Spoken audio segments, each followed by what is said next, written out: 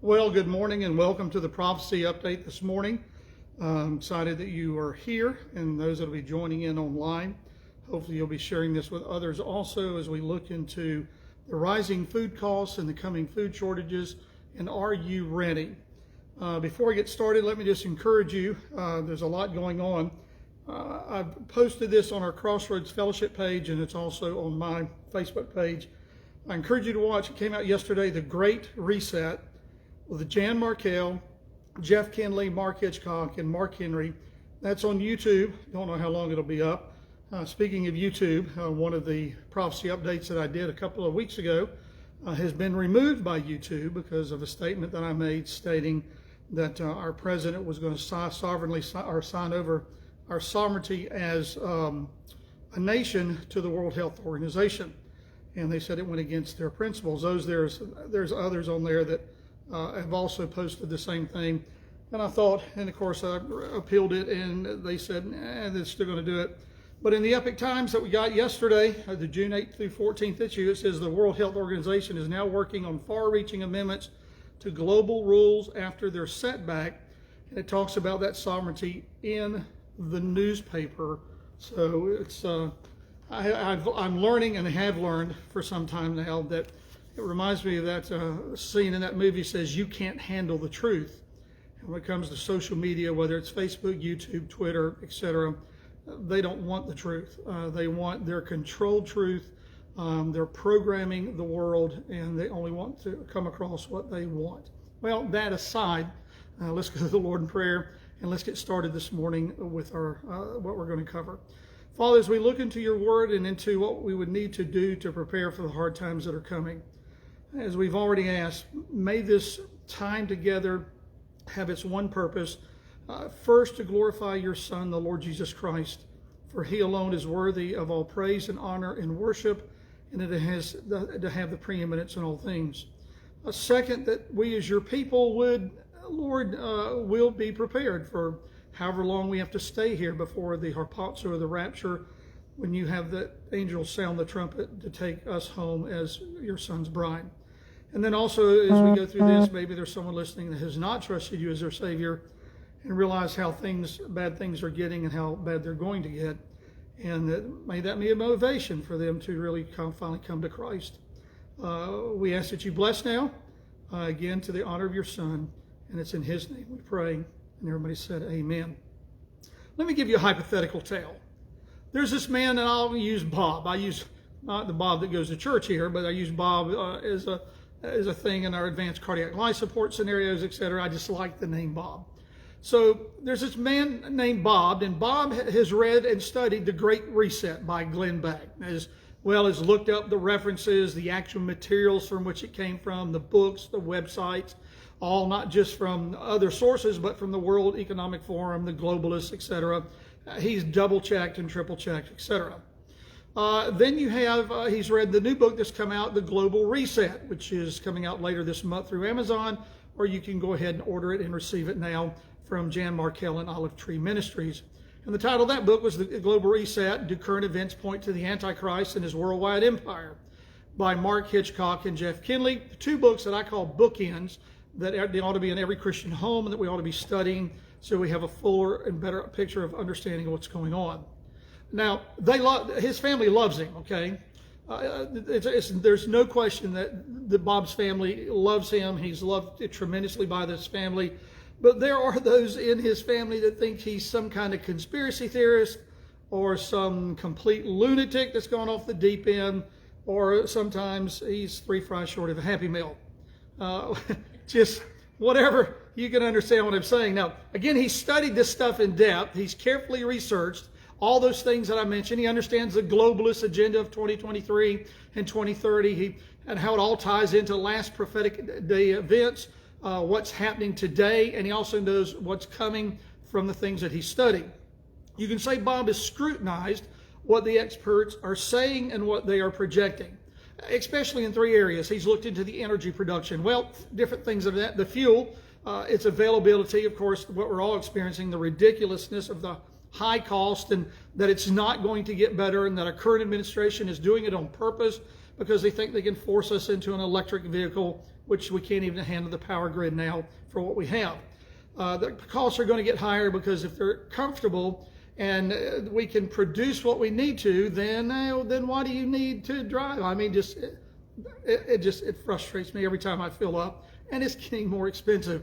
What's making it even worse, just recently our president has put more restrictions on those, if he ever lets them produce oil in our nation, that they're going to have to use more ethanol. It's going to be more required, which is interesting because using ethanol in our fuel is more unhealthy to the environment than it is healthy, plus it's a quicker way to destroy our food availability and production. He's looked at under energy, ESG, economic, social, and governance, and how that's guiding this new Green Deal, and even in banks, and whether you qualify for a loan, and how they're going to monitor everyone and check your carbon footprint. And also he's looked into EMP, the electromagnetic pulse, that they just warned again this week, our government, that you need to prepare, and I need to prepare, for a possible EMP attack by foreign nations, a power grid taken down, or grids, your homes without energy, and also your vehicles. And we'll cover more of those things next week on how to cover what to do for that. He also has looked into the food, about the supply issues and the shortages, with those some we've already been experiencing. The increased food shortage that's going to come, how it's going to get worse, the supply is not going to be there, and also the increasing price and cost. As you saw in the ad for this today, it's already up 8.8%.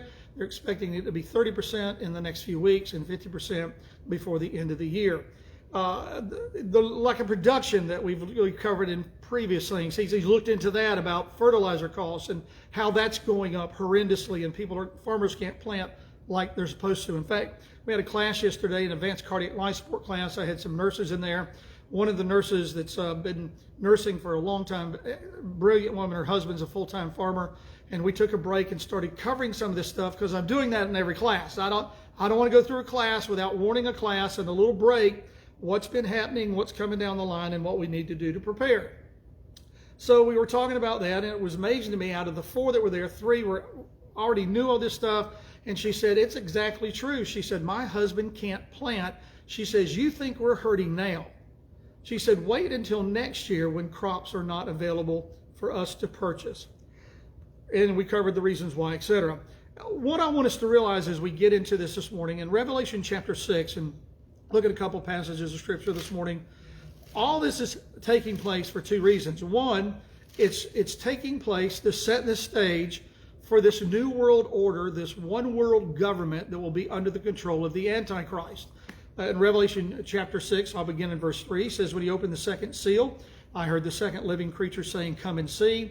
Another horse, fiery red, went out, and he was granted to the one who sat on it to take peace from the earth, and that people should kill one another. Now, why would they do that? Well, have you looked in Venezuela? And there was given to him a great sword, and when he opened the third seal, I heard the third living creature say, come and see. So I looked, and behold, a black horse, and he who sat on it had a pair of scales in his hand, and I heard a voice in the midst of the 4 living creatures saying, a quart of wheat for a denarius, and 3 quarts of barley for a denarius, and do not harm the oil and the wine. In other words, it's going to take a day's wage to buy just a loaf of bread or something to make bread with. And then it goes on with the next horse. When he opened the 4th seal, I heard the voice of the 4th living creature saying, come and see. So I looked, and behold, a pale horse, and the name of him who sat on it was Death, and Hades followed with him, and power was given to them over 1/4 of the earth to kill with sword and with hunger, with death, and by the beasts of the earth, etc. And as we mentioned, I believe last week, the week before, we know the fact that over 2 billion people will be killed in the first several months, if not a couple of years, of when the tribulation begins. So what we're seeing happening is the groundwork being raised for that to take place and the earth be taken out before it happens. Now, I don't know how long we're going to be here, but hey, that's what's happening. And it's also, I believe, we're going through this now, as tough as it is for everybody, except, of course, the elites, is it's kind of wake people up. Hey, listen, this life is uncertain. Life is short. If you don't know Christ, you need to trust him today, because Revelation chapter 6 starts the tribulation period, and that's not a time, as we looked at last year, that you want to go into. Bob also looked at finances. He looked at the digital monetary system that's coming, how it will allow big government to control what we spend, how much we spend, where we spend it. and how all these things are going to work into a world health system, a digital tracking system that they say will be in effect by 2024. Now you see with Bob, his desire is for his family and his friends, his relatives, his neighbors, his co-workers to simply know what he knows. He wants them to understand the information, to apply it, and for them to be prepared also, to be ready. So as this thing progresses, they won't be caught off guard, unaware, or they won't be able to provide for their family. Because whether they're receptive or not, or they choose to believe what Bob's saying, or even listen to what Bob is saying, whatever they choose, it's still coming. And it's going to get here faster than you can even imagine. Now, what's interesting is Bob shares his knowledge with others. He gets mixed reviews. Bob is just a conspiracy theorist, perhaps 3 fries short of a Happy Meal. There are those in his family, relatives, and friends that have come to the same conclusion. They've also done their own research. They can back up what Bob says. They realize what's happening. They know time is short, and they have already started preparing. Others are still on the fence. Well, what Bob says might be true, but they're still cautious. They're holding back. They're apprehensive. You see, they're not sure exactly what's going to happen. They're still hoping for that morning they wake up and it's all back to normal. And then if it is true, we finally see that something is happening, well, we've still got plenty of time. But the reality is, we don't. Now, in several past prophecy updates, we looked at what is happening, why it's happening, what is coming. And we're going to look at now, why should we be preparing? How do we prepare? And what should we do to prepare? And Glenn Beck said this in one of his podcasts or his programs. He said, 5 tips to help you explain to your family what's coming next. I love this. And he said, in reality, this is used not only just in talking about what's happening and how we need to be preparing, but he says this is to kind of be followed in everything we do in conversations with our spouse or our family. So before you and I talk to our family or spouse, how do we explain to them what's going on? And he says, use the acronym HALT, H-A-L-T. And ask yourself, as you're getting ready to talk to your husband or to your wife or to your kids, number 1, are they hungry? Number 2, are they angry? Number 2, are they lonely? Or number 3, are they just tired? If so, don't talk to them. Well, the sad part about it is that can be just about all the time. So what it is time to do, it's time to prepare. And I'm not talking about panicking. I'm talking about preparing. And in preparing, I'm talking about let's do it strategically and wisely, prayerfully, and with a plan. Because the reality is hard times are coming, whether you want them to or not, whether we believe it's going to happen or not, and whether or not we decide to prepare or not. Our president has already said there's going to be a food shortage, and we've already started experiencing it. Food companies and other food industries and processors are confirming that hard times are here. They don't have as much food, and there's going to be a shortage that comes at an alarming rate.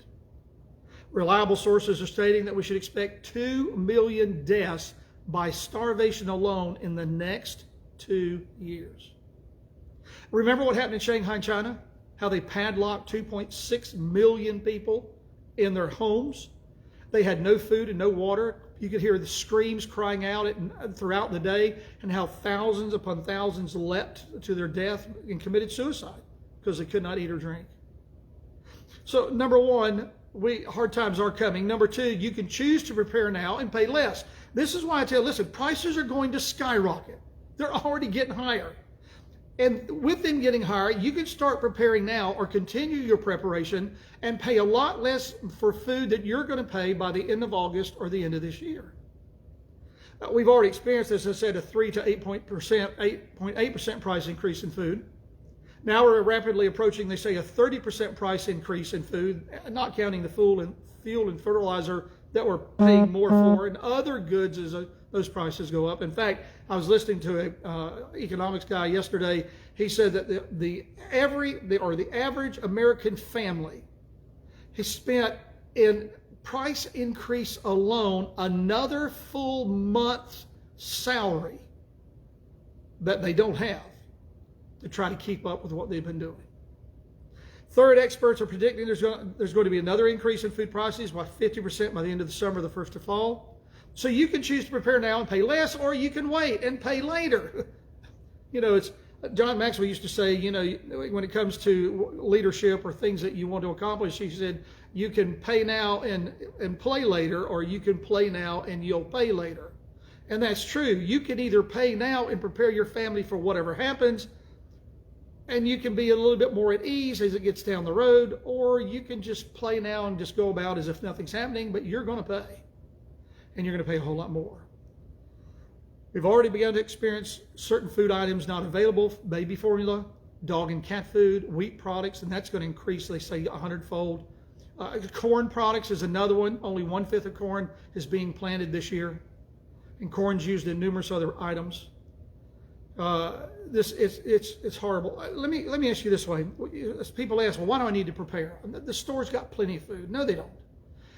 I talked to Publix one time. We had a gentleman that went to our church that worked at Publix, and I've talked to some other grocers, and I said, how much food is in the United States or in our city? So this is true, he said, for every city. How much food is in our city, and how long would that food feed the population of our city? He said, Greg, he said, if you took all the stores in our city and you combined them all together, there's enough food in this town, I'm thinking this is going to be great, to feed 1/5 of the population for 3 days. 1/5 the population for 3 days. Now, bad stored coming. Have you gone to the store again and there are just rows of shelves that are gone? Toilet paper, paper towels, bread items, other things in the store. Remember when we went through the pandemic and we couldn't find certain items? Couldn't buy toilet paper, paper towels, Clorox wipes, and when they did have them, those are just to name a few, you could only buy one. So the bottom line is what we covered today. This choice is yours. There's no pressure from me and what I'm presenting to you today that says you have to do this, because you don't. And if you do, you're going to be ridiculed and guilted and just talked about by your family members and your friends. Personally, I just keep what I'm doing to myself. I wouldn't broadcast it to the world. But those that find out what you're doing, they're going to think, yeah, you know who that is. That's Elena Clay. Well, anyhow, super. Now, if you do decide to not do something, I'm not going to get I'm going to get zero satisfaction. That when it does hit and now your family's suffering, to look at you and go, I tried to warn you, but you didn't listen. Well, there's a couple of people I might do that to, but it's not the right attitude. That's not my purpose, because I don't want anybody to not prepare. I want them to prepare. So whatever you decide to do or not do, the consequences of your choice, the result of what happens is going to be because of the choices that you do or don't make. Now, again, you can decide to put it off, hoping things that are going to get better, but they're not. You can think that there's plenty of time to get ready. We've still got many months ahead. We don't. I have been warning people and admonishing people of what is happening and why it's happening, which I'm doing here again today. We've been talking about prophecy updates. You can find out those things on our prophecy on my page. You can find them easier on my wife's Facebook page, Patricia Souders, or on our Crossroads Fellowship page, etc. So what's going to happen and why we desperately need to prepare now? For a lot of people, they're already behind the 8 ball. But for we do have some time left, that we need to get serious. We need to have a plan, and then we need to work that plan. We need to start now, not 3 weeks from now. Start today. Because it says it's going to hit. The experts are saying now, if we think it's bad now, it's really going to be bad in the next 6 weeks to 3 months is when it's going to hit the fan. And they said time is rapidly coming to a halt, or it's running out. I was sharing, I may have shared this in the past, but I'll share it again here this morning. As I said, I always try to do a very abbreviated thing here about people need to buy food and water, and they need some other items, and what's coming down the pike, and why I know these things, etc. And I do this in every CPR and first aid class. I take about 15 minutes on a break. I did it in an ACLS class, Advanced Cardiac Life Support. I did it Pediatric Advanced Life Support. And I say we're not in the class now. This is an official break, so this has nothing to do with the class.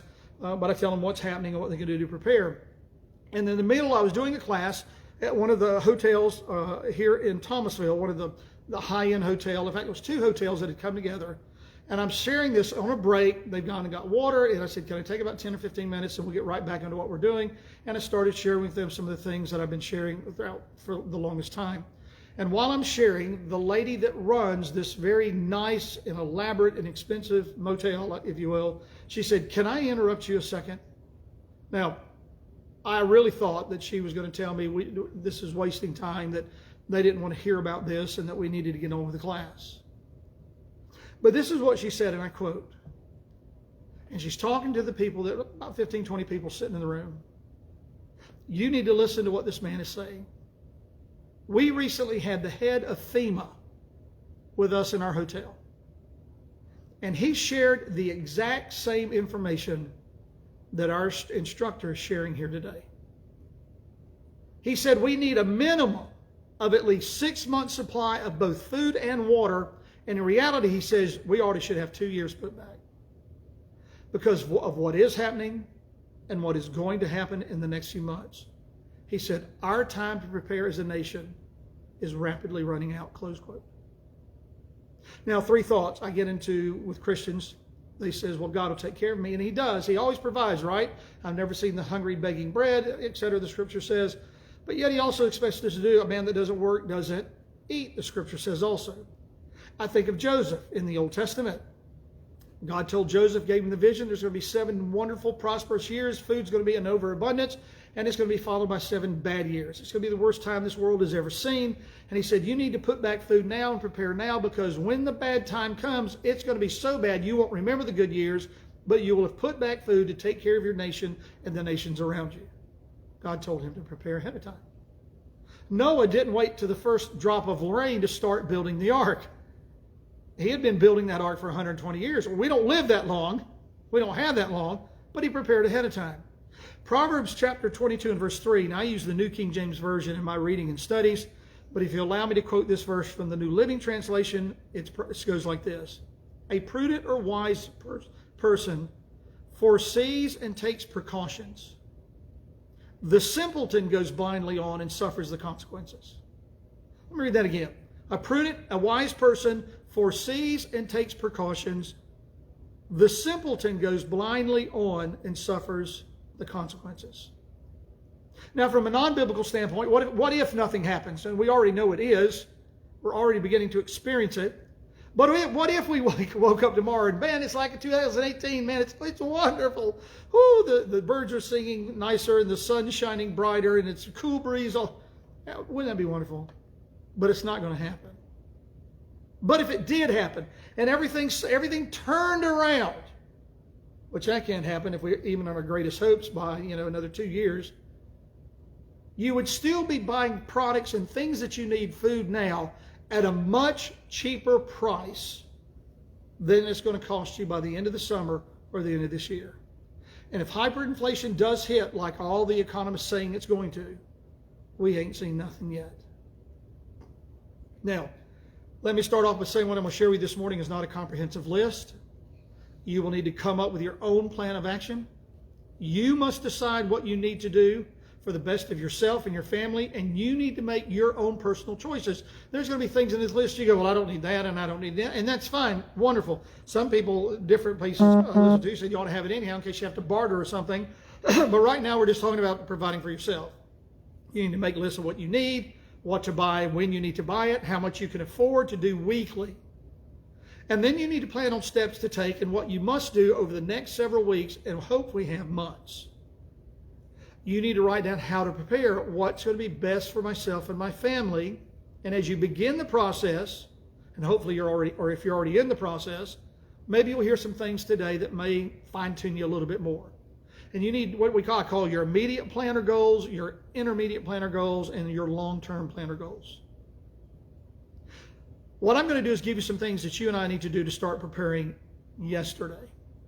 And to be better prepared, if you choose to do something, to honor God throughout the entire process. And I'm not going to be responsible for whatever decision you make, whatever choices you make, to do something, not do something. But I am passionately asking you to pray about this and look at what's happening, understanding the times, like 1 Chronicles 12:32 says the sons of Issachar did. We need to be the sons and daughters of Issachar today, understanding what's happening, that we're in the time before Christ, harpazo and rapture of the church. Jesus is getting ready to take us out of here, and we need to be doing what we need to do before he comes back. Now, there's numerous other resources you can go to. I'll try to give a few recommendations later. There's a lot of things in print, but I ask you to start using your time wisely. TikTok and Facebook and Twitter are games that you spend all that time on your phone. not saying you can't do it, but they're not going to help you provide for what's coming. You have got to invest some of that time and to research and learn what do I need to do and start doing it now. Get prepared, then do all that stuff. You know, you may disagree with some of my recommendations. That's okay. Everyone's different. Everyone has different needs and wants. I also know that many of you, now listen to me, this is to me what's important. Many of you will have additional information and valuable information and insights to other things people can be doing, things that you're doing, things that you've found and you've read and you've applied or whatever. So this is what I'm going to ask you to do when this is over. I'm going to invite you, in fact, literally, I'm going to beg you to share your wisdom and your experience with other people that are going to be listening to this video and sharing it with others. You can do it on Facebook. You can do it on YouTube when it gets put on YouTube, hopefully in a couple of days. We can't go live on YouTube till I have at least 50 people that follow us and like us. I've got like 27. We need more. Once that happens, I can start broadcasting to YouTube live just like we're doing to Facebook. But I'm wanting you to help others by sharing your knowledge in the comments. And I hope we have hundreds and thousands of comments of rich information that will save people from having to go look themselves. And you share things, maybe some things we cover in this thing today, or things that you're doing that may even help other people to save them some time. So consider that, please. When our time together here is over this morning, I'm going to think of another 10 things I left out of this. There's no doubt about it. And I was going to try to get everything we need to cover. I really was. My plans were, just like it is, you know, we're going to have this Bible study today, and what started off as 5 pages in my notes ends up being 22 pages in my notes, and really wanting to get through all of it, I can't. And so I'm going to already tell you, I initially written here, you know, hopefully we'll get through all this today. We won't. Lord willing, next Sunday, we're going to talk about part 2. And we'll cover all the things that we need to do to prepare that are non-food related and non-water related. So I hope you'll take notes. Hal Lindsey, the author of The Late Great Planet Earth, said this: man can live 40 days without food, about 3 days without water, about 8 minutes, if he's lucky, without air, but only for 1 second without hope. So what we're going to look at now is food and water. You and I have got to have food and water in order to survive. You need it. Our families need it. You may end up having to take care of your family members that have been thinking you're 3 fries short of a Happy Meal. You do not want your family to go without for any reason as this thing gets worse. So let's start with food. Where are you going to put it? That's the first thing I put down. Where are we going to put our food? Well, number one, you need to have a specific location or locations in your home. Preferably out of where the sunlight's not hitting this stuff all the time, where it's out of sight of people being able to look in and see what you have, whether that is a room or a couple of rooms, or whether that is a closet or closets. You need to have some designated area or designated areas where you will put the things you need to put. So you need a strategic place to store this stuff. My recommendation is you don't use an outside shed.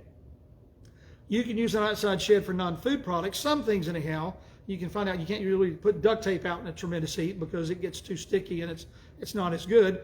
But you don't want to put food products out there where there's no air conditioning because they're going to spoil faster in the intense heat. So you need a specific location. Number two, you need some kind of shelving unit or units or some shelves to put it on because you want to keep this stuff up off the floor. What do you put it in? Well, that's a good question. With some items, you'll need to get some kind of storage bin. Now, we're not talking about putting canned goods in there or whatever, but things like rice and beans or wheat or flour, bulk purchases that need to be in a secure place need to also be in a secure bin or storage thing so you can store them so bugs can't get into them, and also the fact that they'll stay fresher longer. Now, you have several choices of doing that. There are food-grade 5-gallon buckets that are available. They can be a little expensive. They're $30 to $38 a piece. They do have what's called gamma lids, which screw on and off, a little bit easier to get on and off, and can become, they say, a little bit more airtight, but they're a little pricey. So it depends on how many you need or if you can afford it.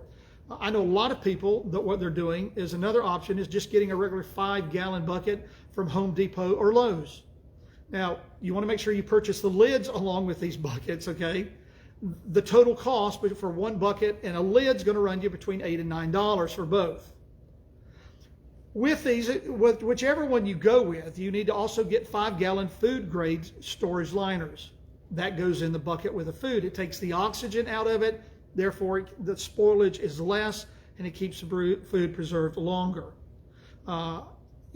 Also, you need 5-gallon 5-gallon grade storage liners. So the reason we can use these buckets from Lowe's or Home Depot is if you get the food grade liners, which we bought ours through Amazon, and you can just secure them up there so they don't fall in.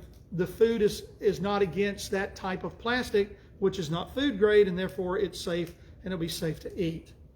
I'll tell you this, the bucket lid liners and absorbers will cost you a lot less than if you buy one of the food grade buckets. So you make that decision which way you want to go. You just have to make sure when you open it, you reseal it, make sure the oxygen absorber is still in there, make sure the lids are closed. And there are some people I know that use actual duct tape when they open it, and they duct tape it around so they make sure no air gets in. A little bit more to do, but it keeps the food a little bit stabler and longer. You can also use these buckets with the same food grade storage liner. So if water becomes scarce, you can line one of these buckets and set it outside, preferably not when it's running off the house, but when it deluge rains outside, and holding like with binder clips the thing in there and catch your rainwater that way, because it's drinkable also.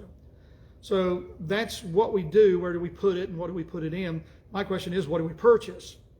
Here's where it gets a little tricky. First, let me tell you what not to buy. Don't go out and stock up on things you don't normally eat. I mean, don't buy a whole bunch of beanie weenies, Spam, or sardines, unless you like those things, okay? And personally, I do buy some Spam. You know, I bought it as, it's one of those things you could bury it and 100 years later pull it up, it might still be good.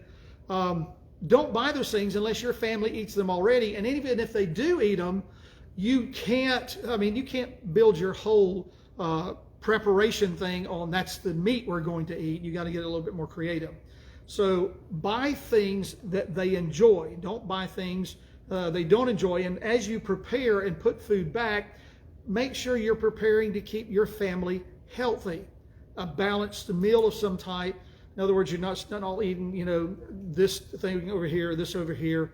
And you don't want the same thing over and over, because trust me, your family will get tired of it very fast. Don't stock up on a large supply of MREs. Now, trust me, you can if you want to do so. They last a long time, trust me.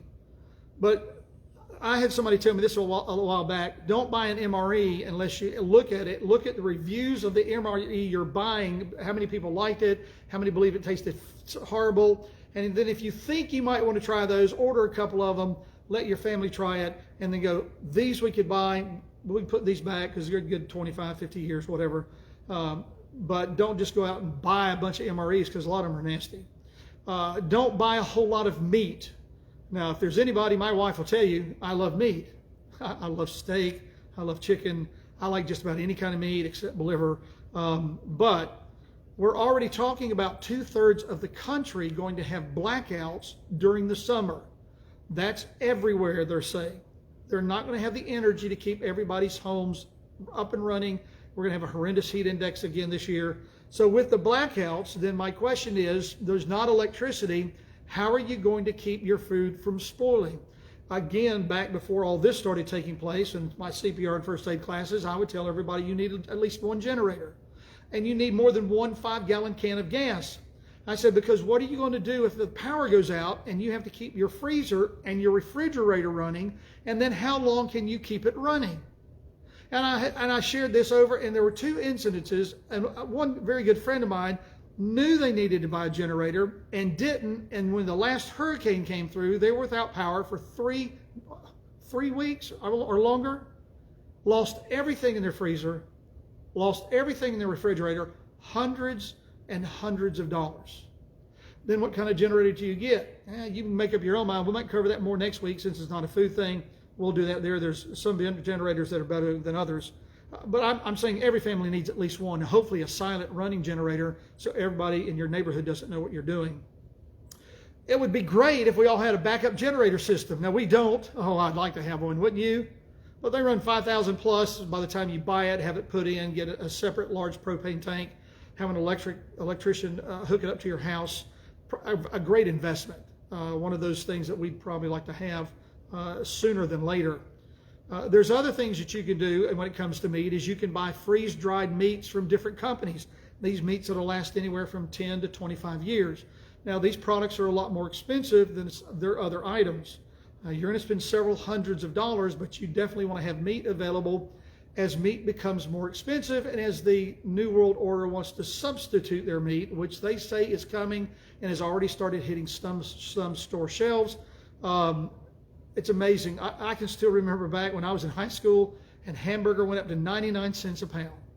And my dad and I were riding somewhere in a car. He said, I can't believe hamburgers this expensive. It'll be a cold day and you know where before I ever spend 99 cents for any meat. I'd love to see some of that again, wouldn't you?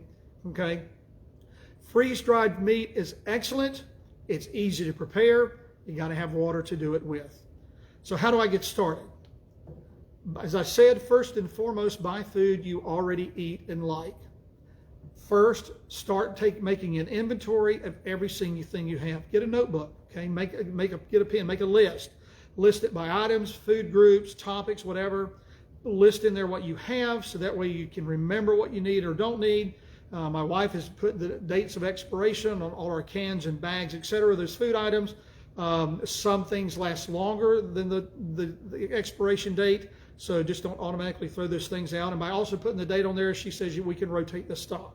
So you and I don't want food to go to waste. You don't want to invest this stuff for an emergency situation. We want to be a good steward of what God has provided.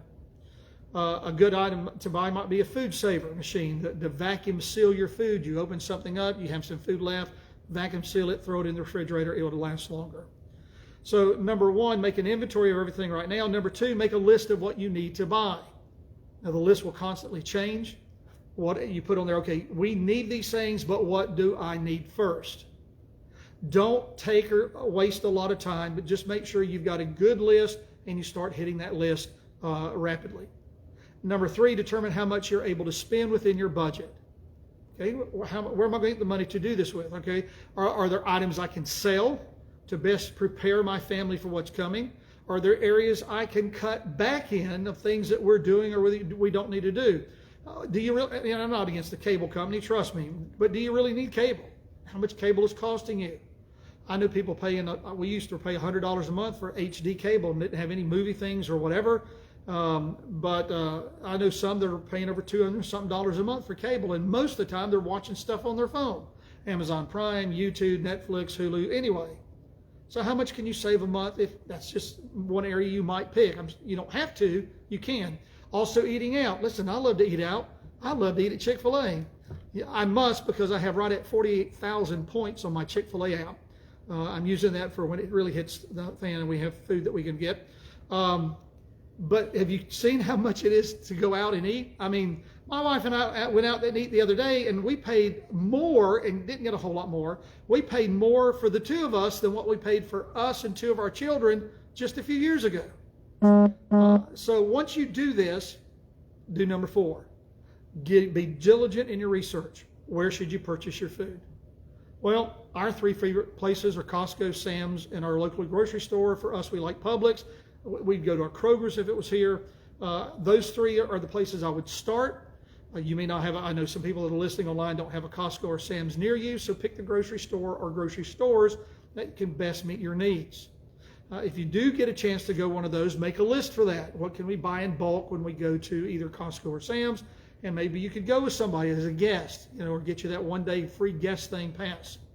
There are good prepper companies that are available. There's companies called 4 Patriots, My Patriot Supply, Emergency Essentials, Legacy Food Storage, BePrepared.com, Peak Refuel, ReadyWise, and Survival Frog, which I'm not purchasing anything from them yet, but we have some of the others. Number 5, start buying and preparing now. Buy the essential items first. Stay balanced in your purchase. Don't get overstocked in one area unless you realize that item is not going to be available any longer or it's going to be too hard to get. then I'd stock up as much as you can. Prices are going up fast. They're going to continue to go up, as we've already stated. Supply may very well become an issue. A lot of items already are, because of the cost of diesel fuel rising. Supply and trucks being able to bring it, or even companies being able to produce it, it's just not going to be there. And you've all seen, if you've gone to the grocery stores, those store shelves are not packed all the way to the back in many areas. Let me insert a couple of sobering thoughts here. Let's suppose we begin this process and we follow through, and that 98% of all that we do, listen, we get started, or we've been doing this, but we still have a huge list.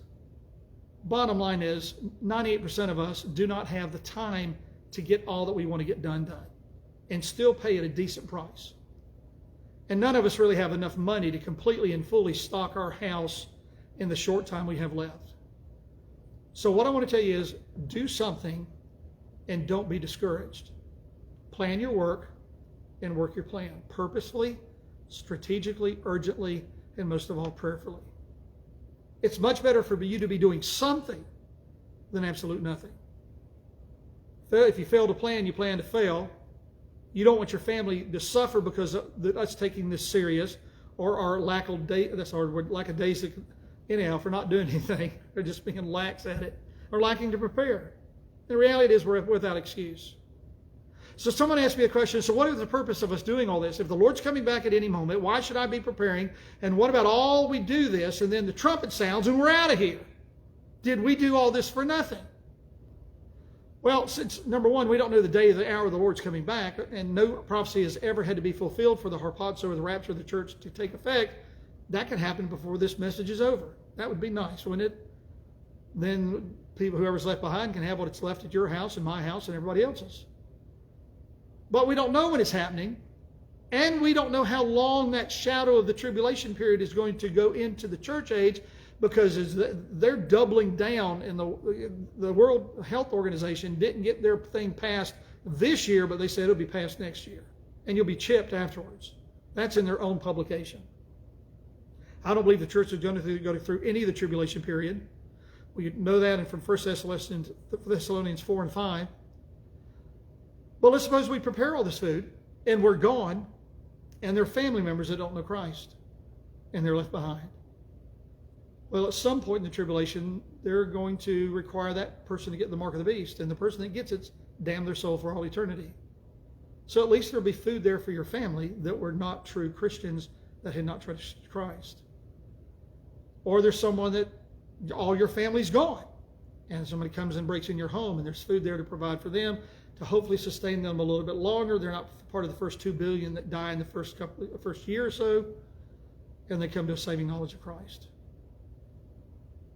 I've heard people say, I won't have a problem providing for my family. I'll just hunt and kill everything I need. And I think that's awesome if you have the weapons to do so, and the training, and know how to hunt. And I think that's wonderful. And when we were in Ohio, we had the entire 5 years there. We had people give us deer meat, and we had deer sausage and deer roast and deer hamburger and deer whatever, deer chili. But my question is, you know, and my brother-in-law and I were talking the other day, says every family probably needs a high-powered pellet gun that you could use for shooting squirrels or rabbits or things like that around your yard. But here's the thing, when they tell me they'll be able to provide everything they need by going hunting, let's imagine every hunter in the United States goes out every single day to provide food for their family. How long is it going to be before game is gone and no longer available? It's just something to think about. So take the time, write down what you need, and get started. So what are some guidelines we can follow? Number one, buy more than what you immediately need for yourself and your family. If you have budgeted 6 cans of green beans, when you go to the store, don't buy just 6, buy 12. Don't spend it somewhere else. Don't go out and eat or whatever. And when you come home, those 6 cans you eat out of, and those other 6 go back on your emergency preparedness shelf or shelves.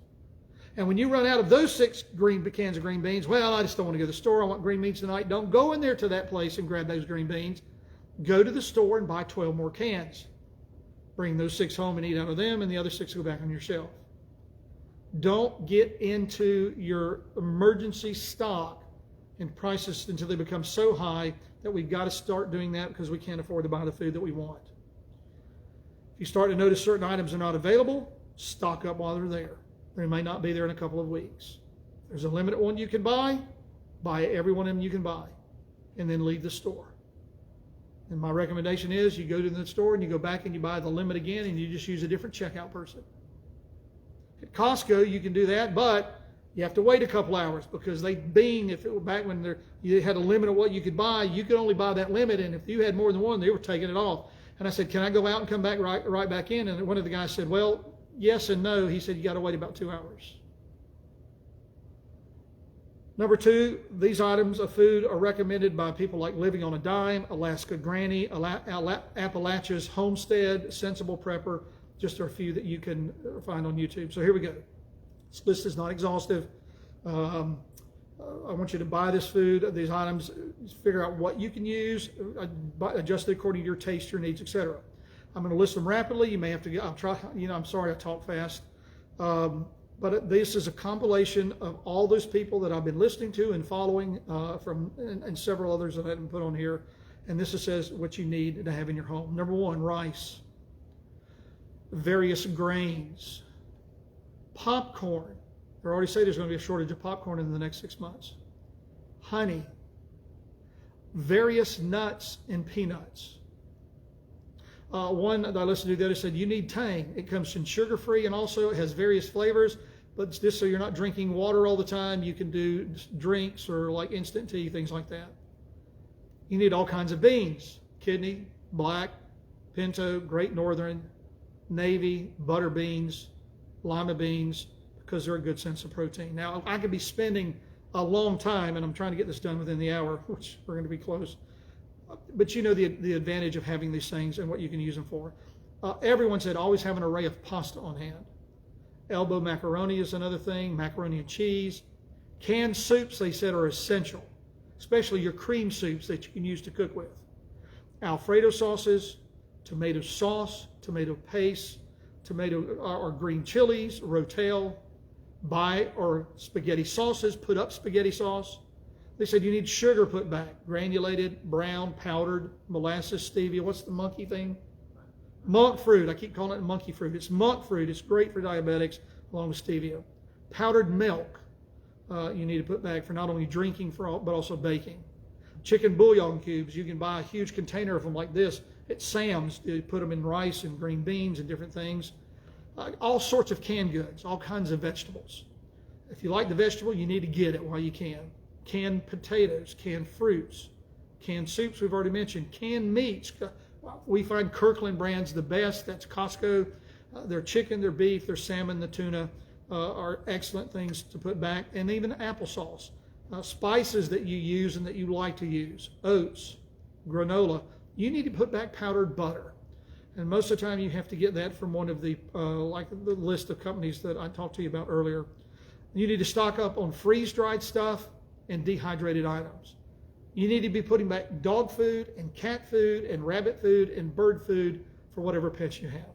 Powdered drinks, various cooking oils, vegetable shortenings, baking soda, pickles, especially the juice is an excellent thing to have. To drink, if you have any kind of cramps or whatever. Jerky, you can also make your own. And then I put down here with like asterisks, 5 on each side, start canning now. Can meats, can your potatoes, or can your sauces. Be canning stuff. That's what our great-grandparents used to do, and even our grandparents. Why? Because they went through the Great Recession, which we're getting ready, we're in partially, and it's going to get worse. You need to have peanut butter put back, but you also need to have peanut butter powder. Now, it doesn't last 25 years. It lasts anywhere from 5 to 10, but you get those through one of those companies also. Crackers, power bars, white vinegar, apple cider, teas, things like that.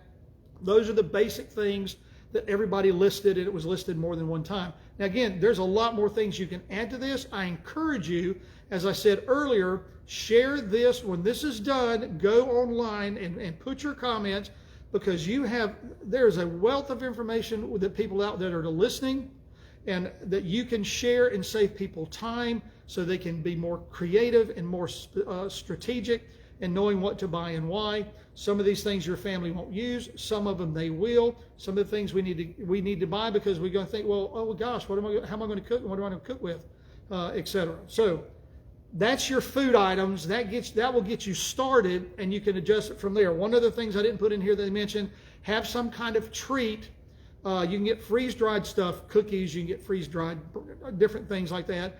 Because when your family's going through a hard time, having a treat makes all the difference in the world. So that has to do with food. Let's get into water and bring this to a close. You and I have got to have water to drink. You and I have got to determine, first of all, how much water are we going to need if safe water is not available. If there's a power outage and finally the plant goes down, how are you going to get water? When we lived in Ohio, and even after we left Ohio and came back here, we see several people, friends of ours from up there in the church, advisory, South Point says, do not drink the water for X number of days. Go buy bottled water or whatever, or boil your water before you use it because of things that are just not working right or whatever. So you need to sit down and realize, how much water do I need? How much do I need for every person in my family to drink the recommended amount of water every single day? Because as things get tight, our water intake does not need to go down. We're not talking about Cokes. We're not talking about alcohol. We're not talking about this. Nothing wrong with those, but those don't last. Coke doesn't last that long before it goes flat and tastes nasty. We're talking about water. So how much water do I need for each person in my family? How much water do I need for cooking for that day? For my pets, I've already said, personal hygiene for every single day. And what's my long-term goal? How many months am I going to provide to have that much water? How much, if I do the freeze-dried stuff, how much water do I have to use when I do that particular thing to rehydrate what we're going to eat? Sometimes it's 4 cups. Well, how many things of water do you have now, and how much of that freeze-dried stuff are we going to be able to actually rehydrate? So those are important questions to ask. It's going to vary per person and household, and I'll tell you, it's a lot less expensive now to buy, and it's available. I'll give you an example from Costco, since we go there a lot. You can buy 6 5-gallon jugs of the Kirkland brand water, which is 30 gallons, for less than $6. They have the gigantic big containers, huge, and they have different sizes, $3 and something. They also have Smart Water. They also have Zephyr Hills. They have others that are there. So, I mean, that's just where I like to get it. I would recommend you have water. Dave Hodges of the Common Sense Show says that you need to have a portable water filtration system like Alexapure. The trouble is, it costs about $230 a piece, and he says you need one for every member in your family in order for them to drink the water they need to drink. You make that decision. You can store water in special containers that are designed, they're food grade and 55-gallon drums, designed solely for water. That comes with the water grade hoses, drinking water hoses, to fill them up with. Those you have to treat. You and I don't have to treat the water that's in these cases or in these bottles. If the direct sun's not hitting those, you can drink that water 2 years later just by shaking up the container, and the water's viable and you can drink again. But when you get to the big stuff, I don't know a whole lot of people that can take a 55-gallon drum and shake it like this to get the water staying hydrated and good and all this. So you have to treat it. There are smaller containers than the 55-gallon drums. You can buy 5-gallon containers, that if you had to grab and go with it, you've got it, etc. But you have got to have water. Remember, we can go longer without food than we can go without water. You don't have water, it can cause all sorts of serious medical problems. So let's bring this to a close. Gosh, we need to. Where's the time going? There's a whole lot more I want to tell you, but we don't have time. I hope I've given you a foundation of what and why, and have given you a track to start out on, and maybe you fine-tune the track you're on, or maybe expand it a little bit. And we didn't finish, but Lord willing, we're going to cover next week the non-food items. 15 things right now I need to have that are non-food, non-water items in our homes for emergencies. We'll cover those, and I'll go ahead and tell you something you can start buying now. You need to start buying toilet paper now, especially while there is not a limit on how much you can get. They say, the experts, I don't know how they became an expert, that every family member in your house needs at least 100 rolls, individual roll to take care of them for a 3 to 6 month period. That's a lot of toilet paper. I'd rather have it and not need it. We don't have that many. I'm just saying, okay? But don't go without toilet paper. Now, one of the ladies said yesterday, well, you could always take an old T-shirt and you could use it. just something, and then you got to wash it. And, we'll get into how you're going to wash your clothes. But we're going to talk about necessary medical items that you need to have in stock next week, vitamins, first aid supplies. The finances, we'll talk about what finances I really want to get into today, but I want to, I just don't take your time. How much money do you need to have in cash at your house, especially if the bank's shut down and for however how long, and things for personal hygiene. So giving you something to talk about or to consider. I thank all of you that I've seen you come online today, and I want to call each one of your names. I appreciate you being there. I hope you'll take to heart what's happening. It's going to get worse. I'm not a pessimist. I'm not an alarmist. I'm a realist. And everybody says there's going to be a lack of supply of food. There's going to be a lack of supply of water. Be preparing now. Let's pray. Father, thank you so much for letting us have this time together. Unusual message, Lord. I know something I felt like you wanted us to bring. May those that listen and those that share this with others, family members, I don't know, other people on Facebook, maybe even from YouTube when it goes online there, sharing this with others so that they too will be ready. Can't force them, but maybe sharing this with even our kids, that they'll take the time to listen and go, maybe mom and dad do know something after all, because we don't want them to hurt. Lord, I've often thought what would happen if they don't. Would my wife and I have to then take care of the whole family? I don't know, rather than prepare now. So help us to take to heart prayerfully what we need to do. May we be good stewards like the sons of Issachar who understand the times so we know what we ought to do. And may we glorify you in every single process. We ask it in Jesus' name. And everyone said, amen.